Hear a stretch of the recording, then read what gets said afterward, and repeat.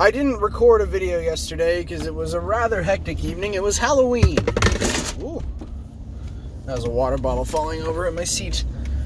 It's closed, don't worry. Halloween yesterday, and it also happened to snow. And my, you'd think these students had never seen snow before. Wow. Every second, I had to tell somebody to stop looking out the window. At one point during the day, I closed the blinds in my classroom, which I don't like to do. That makes it feel like you're in a prison cell. I don't want that. But when 10 and 11-year-olds can't say internally, wow, it's snowing. Okay. And now, as a logical thinking adult, we know in the back of our head, it's snowing. And we don't have to keep checking and watching it snow. But 10 and 11-year-olds, I guess, can't do that. And that's a problem because they should be able to. A first or second grader, I would expect to see looking out the window regularly, because at that point they literally haven't learned, or practiced at least, how to know something is happening and not have to be looking at it. We had another example today at the assembly we had at the end of the school day. We had a couple of police officers come in and talk about drugs and alcohol, and they got to see a bomb sniffing dog demonstration. It was really, really cool. But at the end, as many untrained professionals do in a room full of children, they said, "Are there any questions?" And you can't ask that to a group of 400 to 500 5th through 8th graders, because one, you can't hear them asking the question. No matter who you call on, even if it's the kid in the front row right up in front of you, you can't hear what they're saying as the presenter.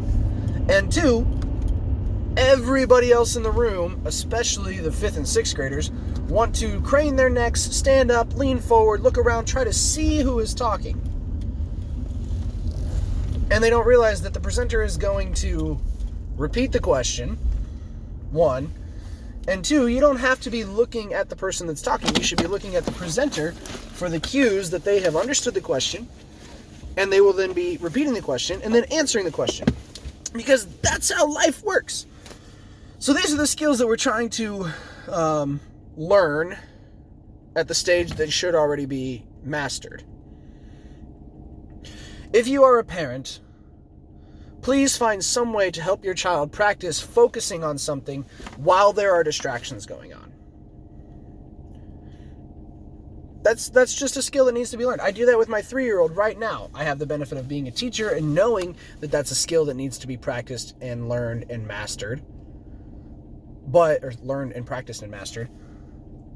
not everybody has that. So I'm telling you now, all 5 people that will probably see this video in its entire lifetime, if you have young children between the ages of 2 and 5, practice with them. Sit them down and have them do an activity, whether it's coloring a picture, doing a puzzle, even watching a movie, and provide some distractions. Walk back and forth next to them a few times. Drop something on the floor. Have a conversation with someone else, or pretend being on the phone. And every time they break their concentration, correct them so that they can practice paying attention to the task that they are to be focused on and not the thing that's happening elsewhere. It's a good skill to have. And if you haven't tried it yourself, give it a shot. Have a good weekend. See you Monday.